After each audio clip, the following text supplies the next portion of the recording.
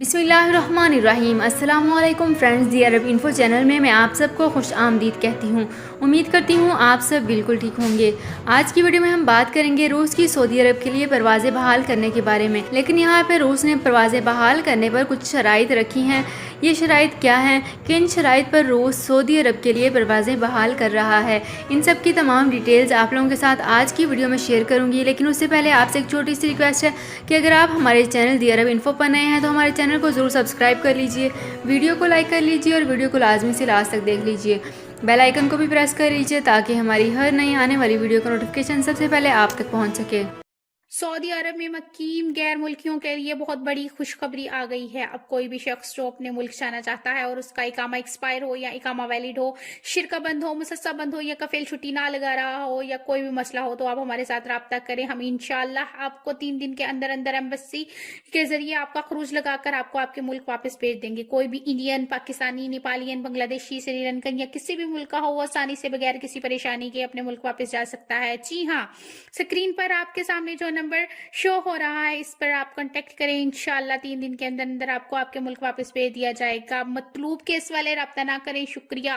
तो फ्रेंड्स, करते हैं अपनी आज की वीडियो को स्टार्ट। यहाँ पे मैं आपको बताती चलूँ कि रूस ने सऊदी अरब के लिए परवाज़ें बहाल करने का इरादा कर लिया है और रूस ने सऊदी अरब के लिए परवाज़ें बहाल करने का ऐलान भी जारी कर दिया है। सऊदी अरब के अलावा आइसलैंड, माल्टा, मेक्सिको और पुर्तगाल के लिए परवाज़ें शुरू हो जाएंगी। अल अरेबिया नेट के मुताबिक इंसदाद कोरोना वायरस की रूसी मरकज़ ने कहा है कि परवाज़ों की इजाज़त ऐसे ममालिक के लिए दी गई है जहाँ कोरोना वबा से निपटने के लिए ठोस इक़दाम किए गए हों। परवाज़ों की बहाली का फैसला तमाम पहलुओं का जायज़ा लेकर किया जाएगा। रूसी मरकज़ का कहना है कि जद्दा के किंग अब्दुल अजीज़ इंटरनेशनल एयरपोर्ट से मॉस्को के लिए हफ्ते की 3 परवाज़ें जाएंगी। करजोनी के लिए हफ्ते में 1 और महल्ज के लिए किरा के बाद हफ्ते में 1 परवाज़ चली जाएगी। बयान में कहा गया है कि रियाज में रूसी सफारत खाने से वीज़ा हासिल किया जा सकता है। अभी मुख्तसर मुद्दती वीज़े जारी किए गए हैं। मुसाफिर मुख्तसर मुद्दती वीज़ों के लिए ही दरख्वास्तें दे रहे हैं।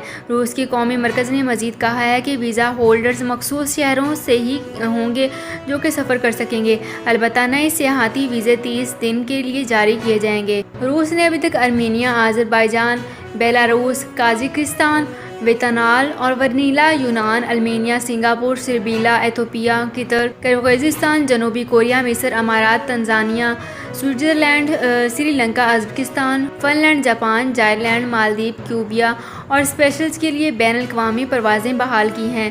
तो फ्रेंड्स, ये थी मेरी आज की वीडियो। उम्मीद करती हूँ आपको ये वीडियो पसंद आई होगी। अगर आपको ये वीडियो पसंद आई है तो हमारे चैनल को ज़रूर सब्सक्राइब कर लीजिए, वीडियो को लाइक कर लीजिए और वीडियो को लाजमी से लास्ट तक देख लीजिए।